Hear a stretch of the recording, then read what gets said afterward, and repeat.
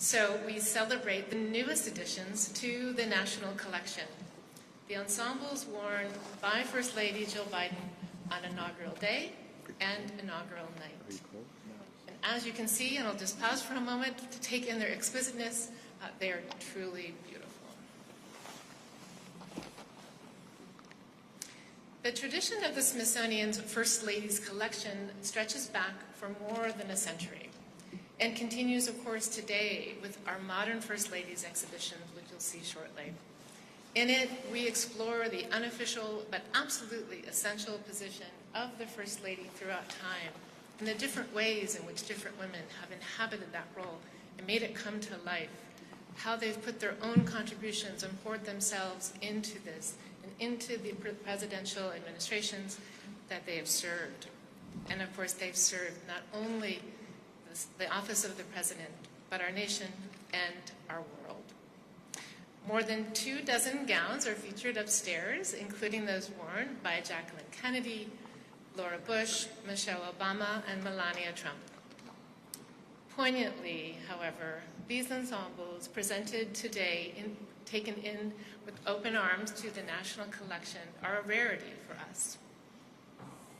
As the 2021 inauguration was markedly different from anyone in memory. On January 20th, 2021, on the steps of the United States Capitol, Joseph R. Biden was sworn in as the 46th President of these United States. Dr. Jill Biden became the nation's First Lady that day.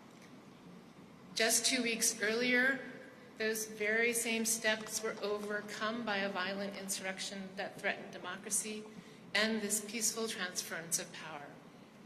As well, we all remember the year 2020 came to a tumultuous close with the nation grieving from the COVID-19 pandemic and grieving the ongoing effects of structural racism. I think we all remember it was overwhelming. Extreme security precautions that probably had never existed before in an unprecedented global health crisis meant there would be fewer official guests in the president's inauguration. Members of the public were not able to attend. There would be no balls. Although the national tradition of presidential inauguration dates back to 1789 with George Washington, several presidents have had to forego inaugural balls for various reasons. And the last occurrence was, of course, with President Franklin D. Roosevelt in his fourth inaugural in 1945. He had concerts, buffet luncheons, small receptions. It was wartime. Measures and the president's health dictated that, as of course did the decency that the office holds. I'm reminded today, as I think about Dr. Biden, about another amazing First Lady, Eleanor Roosevelt. Her words inspire all of us. Surely, in the light of history, it is more intelligent to hope than to fear, to try rather than not to try. One thing we know beyond a doubt, nothing has ever been achieved by the person who says, it can't be done, end quote. So fast forward to January 2021, once again, a weary nation needed healing, quite literally healing and quite literally peace. The elegance and the understated beauty of Dr. Biden's first inaugural dresses and coats, and for the first time in our history, coordinating matching masks. Exactly. These together captured, I think, the uniqueness of that occasion and that day perfectly. And Dr. Biden, your grace and your confidence reassured and uplifted us in a way that I think a ball gown probably couldn't have done. Thank you so much for being here.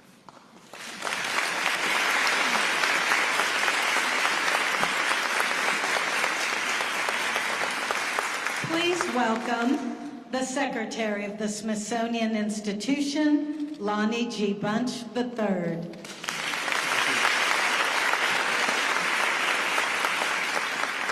Boy, what a grand and glorious day. It is so wonderful to be here at the National Museum of American History. You know, many years ago, this was my home, and it's always special to come back. So I want to thank my colleagues for all their effort to make this moment a reality. And I especially want to thank the Manat family for their support of today's event. This long-standing Smithsonian tradition holds a special meaning for the Smithsonian and for me. I've been involved in the First Lady's exhibition since Barbara Bush's gown was added to our collection in 1990. Yeah, I'm old. First, I was here as a curator, then as associate director, and now secretary. And I got to tell you, it's been incredible to watch the exhibition grow and change over years, and also to see the role of First Ladies evolve. Remember, this is the first Smithsonian exhibition made by and about women. It predates this museum.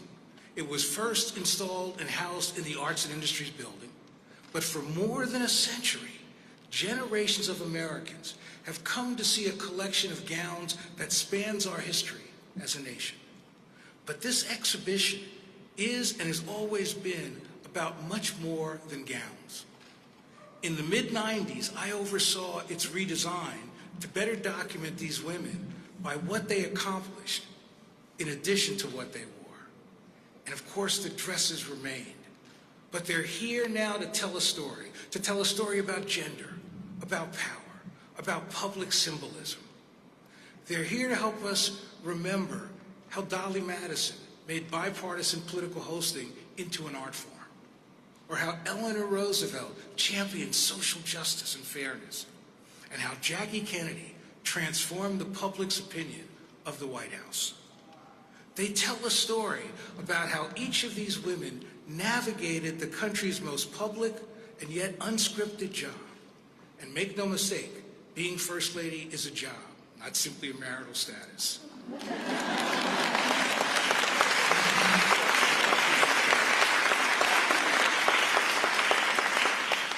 You know, while not every president has been married and several were widowed, no administration, though, has gone without a First Lady.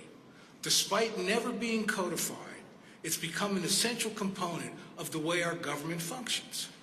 It's a role with no official description or prescribed duties, but instead, it became a series of traditions and examples set by women who held the office. Over the course of history, there are some common threads that have held true. Every First Lady is tasked with becoming the nation's hostess. And in doing so, she has created an environment for political negotiations to unfold. She has campaigned. She's taking up a suite of social and educational causes and perpetually managing their own public image, candidly as well as the president. Beyond that, the First Lady is tasked with both creating and performing these roles. There's no opting out of that. Throughout American history, the public has had wide-ranging and intense opinions on the roles of women, and certainly on First Ladies in particular. The position has evolved over the years, and it's charted the often volatile swings in public perceptions of gender roles. Today, it's very special. Today, we add Dr. Jill Biden's inaugural attire to the Smithsonian. This donation will certainly characterize Dr. Biden's unique role as a First Lady who dressed not for an inaugural ball, but for a virtual ceremony in the middle of a pandemic. She will be remembered as the first First Lady to keep her day job.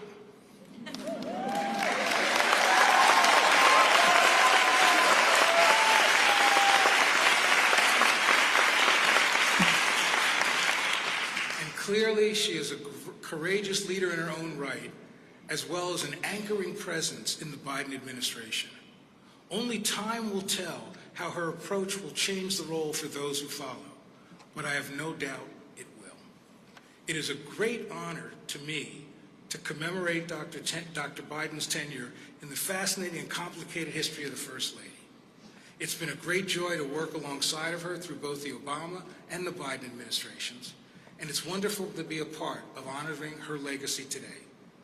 She is someone I've long admired, and she's a steadfast friend of the Smithsonian and an incredible leader. This donation will allow generations of Americans to understand and celebrate Dr. Biden's service to the nation. I can't thank you all enough for attending this special ceremony, and thank you for being here, Dr. Biden.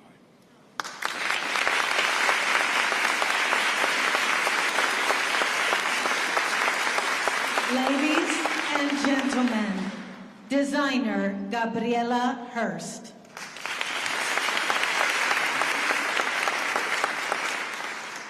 It's an honor to be here today for my team and I. I have to pinch myself to believe that the inaugural attire we made will be part of the First Lady's collection. And we have Dr. Biden, our First Lady, to thank for. Thank you so much. I have to look at her. As a designer, I couldn't think of a better muse. You use your platform to service as an educator and also as your diverse role serving our nation. So thank you. This ensemble was made with cashmere, silk organza, and the mask, the coat, and the dress were all embroidered in New York City in our garment district.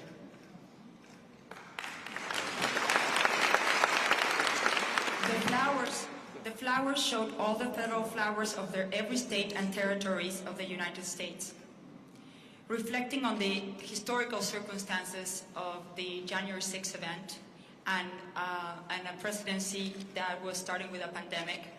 I think for us it was very important to showcase the sophistication and creation that we find in the nature of the United States and respecting our environment in doing so. So thank you so much for this great opportunity.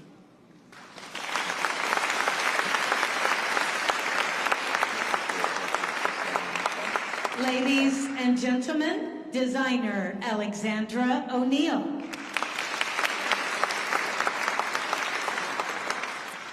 It's lovely to be here today. Creating Dr. Biden's dress and coat for the inauguration ceremony was an honor. I'm humbled and immeasurably thankful to the First Lady for choosing Markarian for such a momentous occasion. I hope that when people view this addition to the Smithsonian's collection, they will not only remember the inspiring image of Dr. Biden on that day, but they will see the many people that helped create these pieces.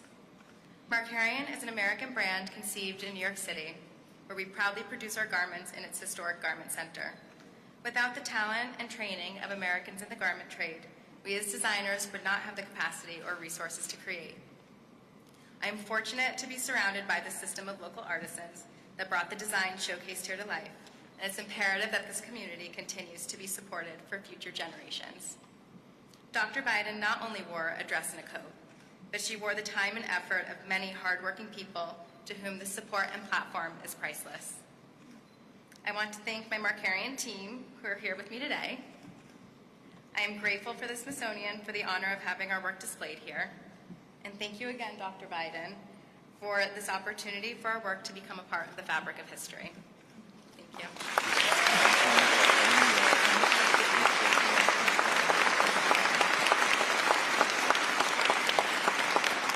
And now, please welcome Dr. Jill Biden, the First Lady of the United States.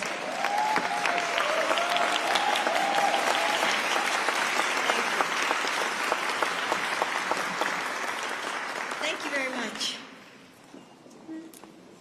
Thank you, Alexandra and Gabby. You know, this day is so much more emotional than I ever imagined it to be. You know, and Thea and Lonnie, your commitment to preserving our nation's legacy and making it accessible for all is truly remarkable. And I'm so grateful to the Smithsonian Institution and the National Museum of American History for bringing us all together. I also want to thank the Smithsonian Regent, Congresswoman Doris Matsui, for joining us.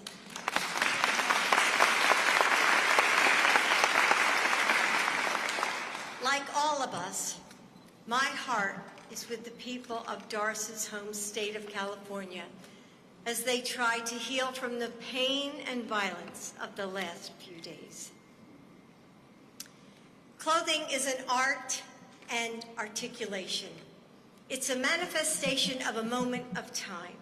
It's history. And today, I'm deeply honored to play a small part in a big moment of our history, alongside two visionary designers. When I first encountered Alexandra O'Neill, she was just getting started, the leader of a young, small team with big ideas. Her designs seemed both timeless and new, and that was exactly what I was hoping to find. Because young people showed up and voted for Joe in historic numbers, and I wanted to reflect their passion, creativity, and hope that day. Alexandra, thank you for helping me meet that moment with beauty and boldness.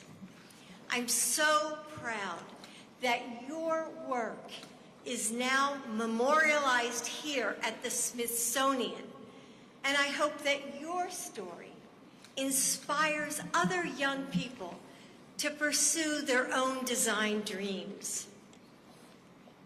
Then I became friends with Gabriella Hearst after we met at an event for Save the Children when I was chair of the board. Since then, I've had the chance to see her generosity, talent, and commitment to living out her values. She always pushes me to try new things, to step out of my comfort zone.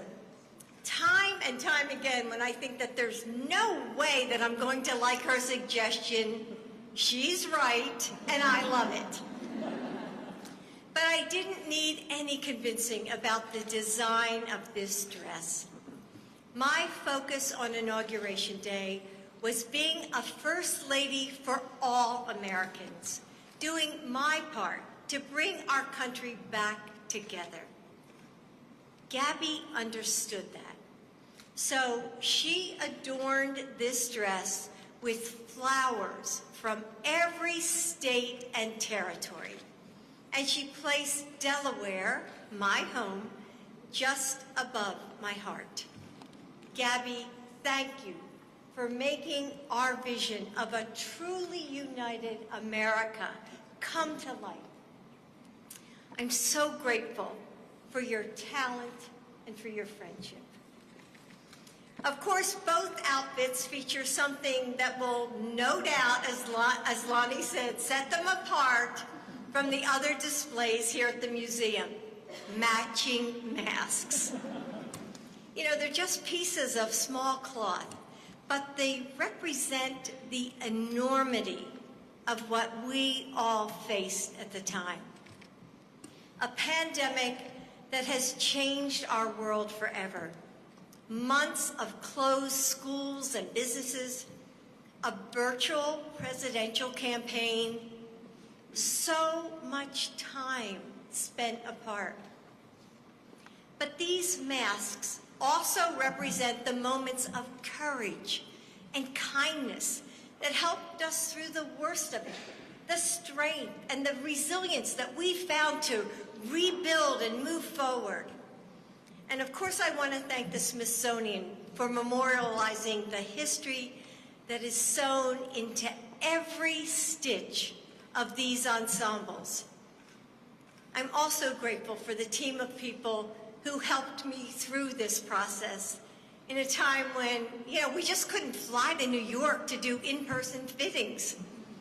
And finally, I want to thank all of the designers with us today. When I became First Lady, I knew that people would start to care a lot more about what I wore. And there have been times when I've welcomed that spotlight because I knew that my clothes could help me say something important, like when I wore my boat boots on Election Day and my love jacket during our first trip overseas. And then there were the more mundane times when I wore a scrunchie to the bakery and it ended up on the nightly news. But in important moments and everyday ones, I've navigated it all with the help of designs of so many of you here today. So thank you. These two ensembles were a voice for me in one of the most important days of my life. They spoke to the American people then, and now they will continue speaking to generations to come. They will help not only tell my story, but the story of what we as Americans experience together, of the hope and love and unity that we held on to, and how we let those values guide us forward. In the future, when educators like me bring their classes through the exhibit, I hope that these dresses will help them teach their students about what started on that January day, about how we came together as a nation, rebuilding shoulder to shoulder and heart to heart. I hope they will inspire future generations to learn more about the women behind the dresses. And I look forward to adding some menswear to this gallery in the future as well.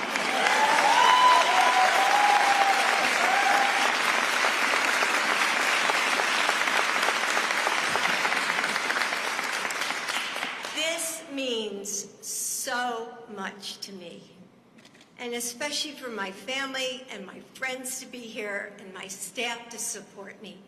You know, it's been an honor to serve as your First Lady. Thank you.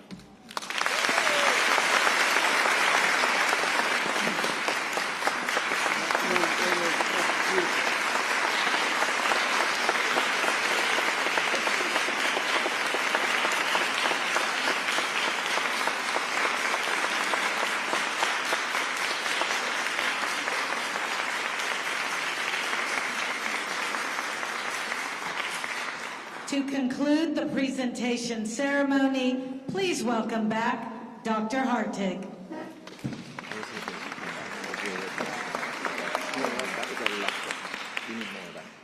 Dr. Biden, as the first woman to direct this museum, your National Museum of American History, it is indeed my honor to have you and your remarkable couture joining the incredible collection of the museum. This, of course, is a long-standing tradition that helps us document the impact of women on our lives, on our fashion, on our hearts, and on our minds. We are deeply grateful to be entrusted with these absolutely beautiful inaugural ensembles, and I know how precious they are for you, Dr. Biden, and I think I can say for all of us watching you that day. Be assured that they will be cared for in the same spirit and with the same attention as all of the national treasures, millions of them here in our collections. And speaking of millions, the millions of people from around the world will make them part of their personal journey here. I'm incredibly grateful to my colleagues who have made this donation, its interpretation, its presentation, all of today's ceremony possible. I deeply, deeply thank my incredible colleagues for this beautiful day. So thank you to the Biden family, to Gabriela, to Alexandra, to the Manat family, to all of you for joining us today. I'm going to bring Dr. Biden back up to the stage for some photographs, and then they will be magically, because my staff is magic, they will be magically whisked upstairs to the third floor, and then you too will be conveyed up to the third floor. I left my magic wand at home to see them in their new home here at your museum. So thank you so much for joining us, and as you know, it's not over yet. We're just moving the stage a bit. Thank you.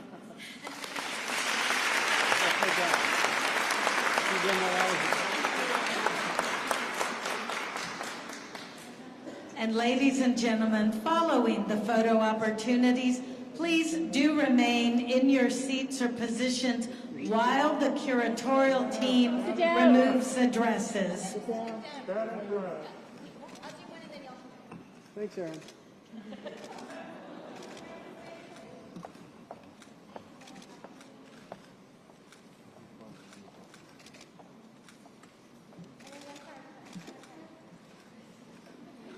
Thank you, Aaron.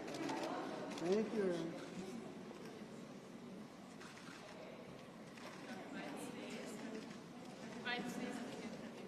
also I was remiss in not welcoming the press corps. Thank you. Thank you for being here. No, seriously, thank you for getting up at like 6 in the morning, and we appreciate it. You help us tell our stories. Thank you. Thank you.